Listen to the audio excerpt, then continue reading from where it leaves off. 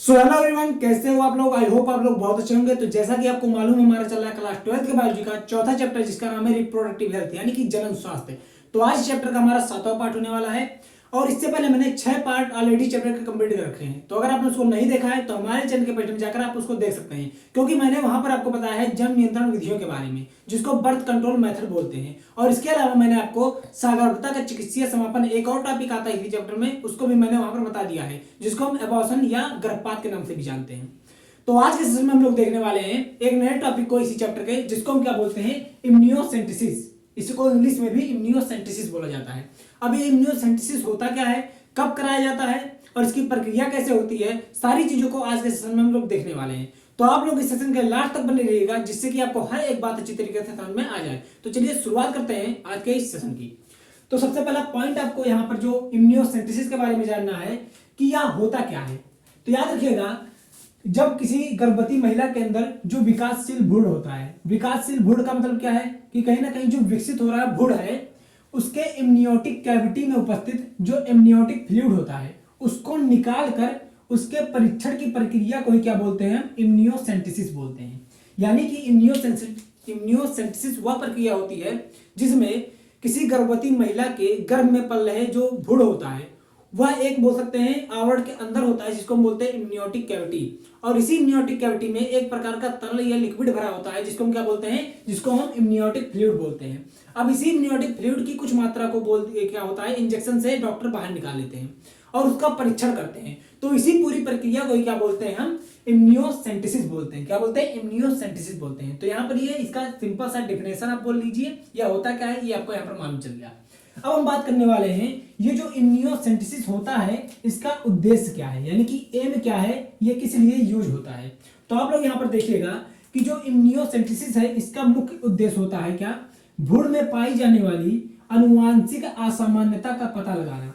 यानी कि मां के गर्भ में जो भ्रूण विकसित हो रहा है, अगर उसमें किसी प्रकार की अनुवांशिक बीमारी है तो उसका पता किसके द्वारा लगाया जा सकता है, इस इम्यूनोसेंटेसिस के द्वारा लगाया जा सकता है। यह तो रहा इसका पहला वर्ग। इसके अलावा क्या, इसके अलावा जो विकसित हो रहा भ्रूण है, उसके उपापचयी विकृतियों का भी पता लगाया जा सकता है। यानी कि मां के गर्भ में जो विकासशील भ्रूण है या विकसित हो रहा भ्रूण है, उसके अंदर उपापचयी क्रिया यानी कि मेटाबॉलिक रिएक्शंस कैसी चल रही हैं, उसका भी पता किसके द्वारा लगाया जा सकता है, इस इम्यूनोसेंटेसिस प्रोसेस के द्वारा लगाया जा सकता है। ये था इसका सिंपल से 2 वर्ग। इसके अलावा भी बहुत सारे वर्ग होते हैं। जैसे अगर हम बात करें तो इसके द्वारा आप एक और काम कर सकते हैं कि इम्यूनोसेंटेसिस के द्वारा विकसित हो रहे भ्रूण का लिंग निर्धारण यानी कि सेक्स डिटर्मिनेशन भी किया जा सकता है।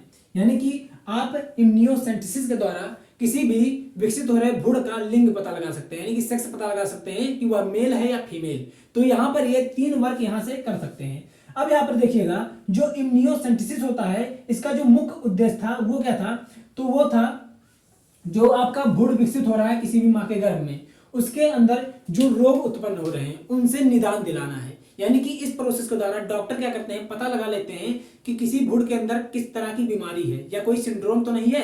अगर उसके अंदर कोई बीमारी होती है, सिंड्रोम होता है, तो उसको डॉक्टर ठीक करने का प्रयास करते हैं। अगर वह ठीक हो जाता है तो ठीक है, अगर नहीं हो पाएगा तो उसको डॉक्टर क्या करते हैं, पेरेंट्स को सलाह देते हैं एबॉर्शन कराने का, गर्भपात कराने का, जिसके बारे में मैंने आपको पिछले सेशन में ही बता दिया है कि गर्भपात या एबॉर्शन होता क्या है। तो अगर आपने उसको नहीं देखा है तो चैनल के पेज में जाकर आप उसको देख सकते हैं। तो अब हम देखने वाले हैं क्या, ये जो इम्यूनोसेंटेसिस होता है, इसका प्रोसेस किस तरीके से होता है, क्रियाविधि किस तरीके से होता है। तो यहां पर देखिएगा, डॉक्टर क्या करते हैं, सबसे पहले गर्भवती महिला की सोनोग्राफी, जिसको हम आजकल अल्ट्रासाउंड के नाम से जानते हैं, यानी कि सोनोग्राफी अल्ट्रासाउंड करते हैं और भ्रूण की उपस्थिति का पता लगा लेते हैं। यानी कि जो गर्भवती महिला होती है उसका सबसे पहले डॉक्टर क्या करते हैं, सोनोग्राफी या अल्ट्रासाउंड करते हैं, जिसकी वजह से उस मां के गर्भ में जो भ्रूण पल रहा है उसका हमें स्थिति पता चल जाता है, लोकेशन पता चल जाता है कि वो आखिर वो भ्रूण की स्थिति किस तरीके से है उसके मां के गर्भ में। इसके बाद क्या होता है, दूसरा स्टेप, इसके बाद एक पतली इंजेक्शन को गर्भवती महिला के उदर भाग द्वारा गर्भाशयी गुहा के अंदर जो एमनियोटिक कैविटी होता है वहां तक पहुंचाया जाता है। यानी कि सबसे पहले महिला का अल्ट्रासाउंड किया गया, भ्रूण की स्थिति का पता लगाया गया, उसके बाद डॉक्टर एक पतली से इंजेक्शन को मां के उदर गुहा से होते हुए कहां पर पहुंचा देते हैं, जहां पर भ्रूण जिस झिल्ली के अंदर है, जिसे हम बोलते हैं एमनियोटिक कैविटी, उसके अंदर पहुंचा देते हैं। अब मैंने बताया था आपको इस एमनियोटिक कैविटी के अंदर एक लिक्विड भरा होता है जिसको हम क्या बोलते हैं, एमनियोटिक फ्लूइड बोलते थे। तो होता क्या है कि एमनियोटिक कैविटी में से थोड़े से एमनियोटिक फ्लूइड को इंजेक्शन द्वारा खींच लिया जाता है, यानी कि जब इंजेक्शन को एमनियोटिक कैविटी में डाल देते हैं डॉक्टर, तो उसके अंदर से कुछ मात्रा में जो एमनियोटिक फ्लूइड होता है उसको बाहर निकाल लेते हैं। अब जब डॉक्टर एमनियोटिक फ्लूइड को बाहर निकाल लेते हैं तो उस एमनियोटिक फ्लूइड में होता क्या है, इस बात को आइए जानते हैं। तो इस एमनियोटिक फ्लूइड में भ्रूण की कोशिकाएं होती हैं, इसके अलावा प्रोटीन्स होते हैं और एंजाइम प्रेजेंट होते हैं। तो ये तीन चीजें किसमें पाई जाती हैं, एमनियोटिक फ्लूइड में पाई जाती हैं। तो होता क्या है कि यहाँ पर भ्रूण की कोशिकाएं प्रेजेंट है, तो कहीं ना कहीं इन्हीं कोशिकाओं का परीक्षण किया जाता है लैब में और यह पता लगा लिया जाता है कि भ्रूण के अंदर कोई बीमारी तो नहीं है या उसके अंदर कोई सिंड्रोम तो नहीं पाया जा रहा। तो इन सारी बातों का पता कैसे लगाया जाता है, इन भ्रूण की कोशिकाओं के परीक्षण द्वारा।